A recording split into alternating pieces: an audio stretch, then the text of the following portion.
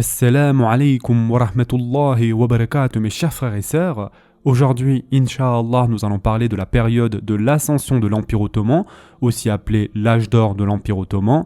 Donc c'est la période qui correspond entre la conquête de Constantinople et la mort de Kanuni Sultan Süleyman, aussi appelé Süleyman le Magnifique. Concernant cela, une petite parenthèse, le nom de Süleyman le Magnifique a été donné par les Occidentaux. Dans le monde arabe ou chez les Ottomans, vous ne verrez jamais ce nom.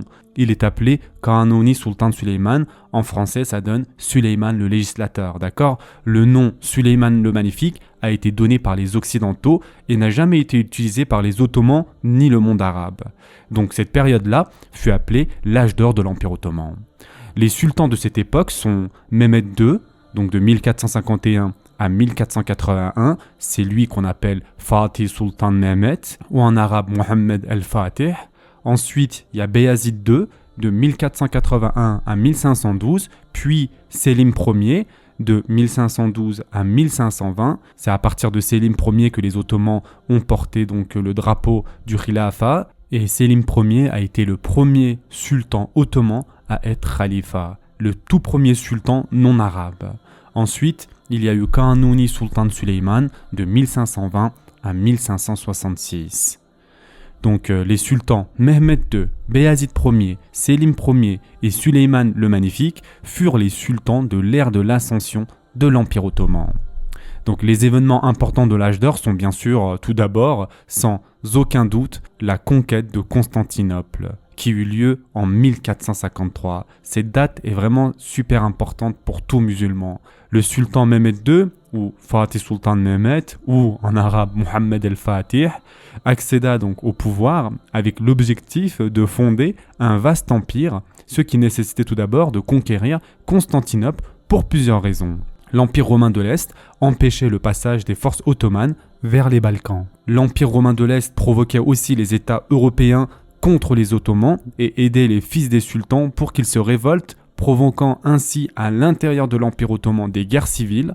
Constantinople était une ville géographiquement importante et un centre culturel qui se trouvait au carrefour des routes commerciales. Et enfin, l'un des points les plus importants, c'est que la conquête de Constantinople est aussi très important d'un point de vue religieux. Et en effet, le prophète sallallahu alayhi wa sallam avait dit « Constantinople sera conquise, et quel beau commandant que son commandant, et quelle belle armée que cette armée. » Et ce hadith a été rapporté dans le Musnad de l'imam Ahmed. D'autant plus, mes chers frères et sœurs, que Constantinople avait été assiégée 8 fois par les Omeyyades et les Abbassides, et 3 fois par les Ottomans, avant que le sultan Mehmed le Conquérant l'entreprenne. Lorsque le sultan Mehmed II ou Mehmed le Conquérant fit ses préparatifs, l'Empire romain de l'Est prit des mesures nécessaires pour y faire face en réparant les murailles et les forteresses, et en fermant bien sûr la corne d'or par une chaîne. Ils appelèrent à l'aide les États chrétiens et tentèrent d'unir les catholiques et les orthodoxes pour avoir le total soutien du monde chrétien. Ils organisèrent à cet effet une grande messe à la Sainte Sophie. Le peuple orthodoxe protesta et le dernier grand-duc déclara plutôt le turban que le chapeau de cardinal, ce qui montrait que le peuple de Constantinople préférait la justice ottomane. Mehmed II, ou Mehmed le Conquérant, prenant des dispositions importantes pour la conquête d'Istanbul, fit construire la forteresse de Rumeli, afin de contrôler le Bosphore. Il fit préparer des grands canons à Edirne pour démolir les grandes murailles de la ville, puis il établit une escadre forte pour les attaques navales. Après avoir terminé ses préparations, il accomplit la conquête. Concernant les détails des opérations de la conquête de Constantinople, le 6 avril 1453, la tente impériale de Mehmed le Conquérant fut placée devant la porte de Romanus, actuellement le palais de Topkapi, et la ville fut assiégée le même jour, de la Corne d'Or à Marmara. Entre le 6 et le 7 avril 1453, les premiers canons furent lancés. Une partie des remparts situés près d'Edirne Kapı, où la porte d'Edirne, fut détruite. Le 9 avril 1453, Baltaoğlu Süleyman Bey commença l'attaque pour entrer dans la Corne d'Or. Le 10 avril 1453, une partie des remparts du Bosphore fut capturée. Baltaoğlu Süleyman Bey s'empara des îles aux Princes. Le 11 avril 1453, les forteresses furent bombardées, des trous apparaissaient un peu partout sur la forteresse, elle fut sérieusement endommagée à cause des bombardements. Le 12 avril 1453, la flotte attaqua les bateaux qui protégèrent la Corne d'Or. Cependant, la victoire des chrétiens a créé un découragement dans l'armée ottomane.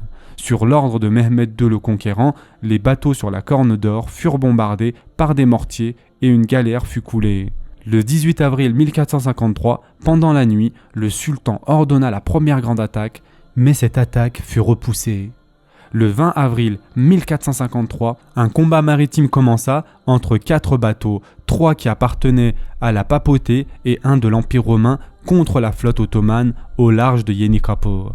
Le sultan se présenta en personne sur le rivage pour ordonner à Baltaoğlu Süleyman Pacha de couler les bateaux quoi qu'il arrive. La flotte ottomane, en dépit de sa supériorité numérique, ne peut pas empêcher les bateaux ennemis plus grands et plus hauts.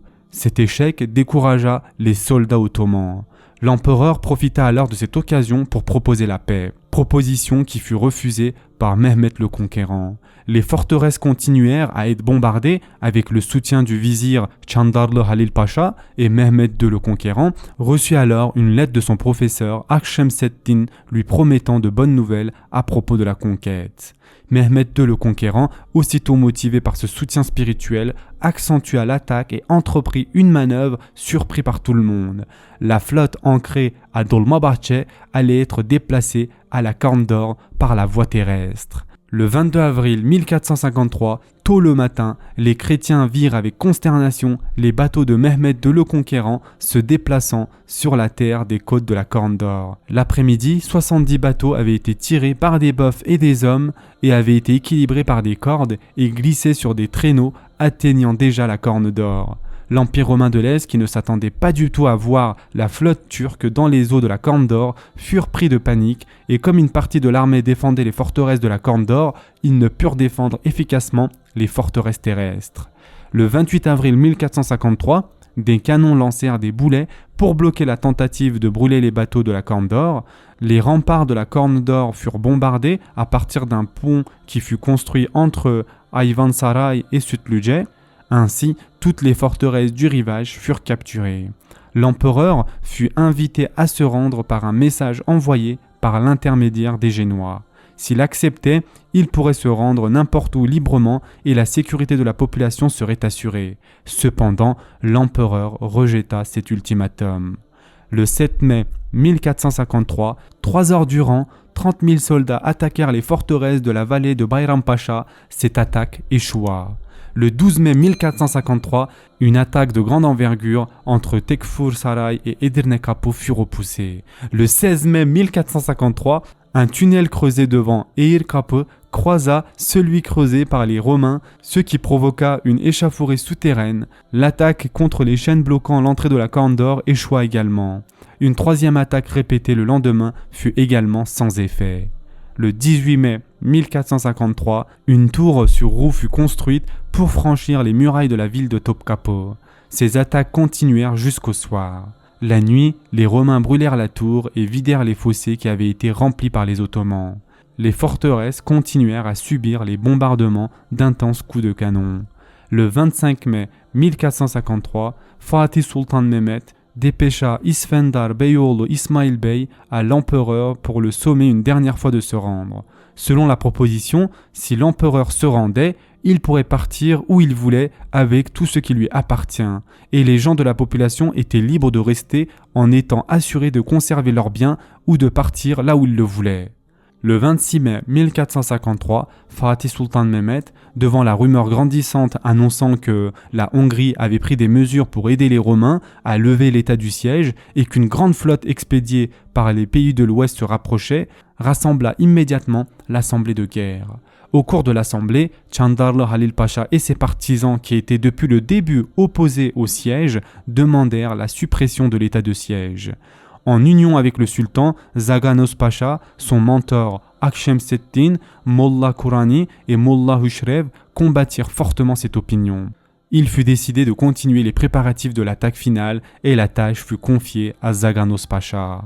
Le 27 mai 1453, l'attaque générale fut annoncée à l'armée ottomane. Le 28 mai 1453, l'armée où le calme régnait passa la journée à se reposer et à se préparer pour l'attaque. Mehmed II le Conquérant encouragea les soldats. Quant à Constantinople, l'empereur, au cours d'une cérémonie religieuse qu'il organisa à la Sainte-Sophie, invita le peuple à défendre la ville. Ce fut la dernière cérémonie de l'Empire romain. Et enfin, le 29 mai 1453, les troupes se mirent en formation de combat pour attaquer. Fatih Sultan Mehmed ordonna l'ordre d'attaquer au matin. La population se réfugia alors dans les églises. L'armée ottomane commença son attaque sur terre et sur mer au son des tekbir, Allahu Akbar, et des battements de tambour. L'infanterie fut la première à mener l'assaut, puis après eux, les soldats anatoliens. En pénétrant dans la brèche des remparts, à peu près 300 soldats anatoliens furent tués et les janissaires prirent leur suite, encouragés par Fatih Sultan Mehmed, et ils commencèrent le combat au corps à corps. Le premier à brandir le drapeau ottoman sur les remparts fut Ulubatlı Hasan Pacha, qui tomba en martyr sur place. La défense romaine s'effondra lorsque les janissaires entrèrent par Belgrade Kapı et que les derniers insurgés furent encerclés à Edirne Kapı. L'empereur, abandonné par ses soldats, fut tué. Les Ottomans, entrant dans la ville de tous côtés, anéantirent complètement la défense romaine. Le sultan Mehmed II le Conquérant entra dans la ville à midi et se dirigea directement vers la basilique Sainte-Sophie, aussi appelée Hagia Sophia, où il accomplit la prière du midi, marquant ainsi la transformation de l'édifice en mosquée. Ce fut ainsi la fin d'une ère et le début d'une autre. Le jeune sultan, lorsqu'il était entré dans l'église de Sainte-Sophie, avait promis aux milliers de chrétiens qui s'y étaient rassemblés que leur liberté de religion était garantie et que ceux qui s'étaient enfuis pendant le siège pouvaient revenir. Yani subhanallah, quelque chose de jamais vu chez les Occidentaux. Comme il l'avait promis, Fatih Sultan Mehmed ne toucha pas à l'église orthodoxe de Constantinople et établit la ville comme étant une ville de l'islam.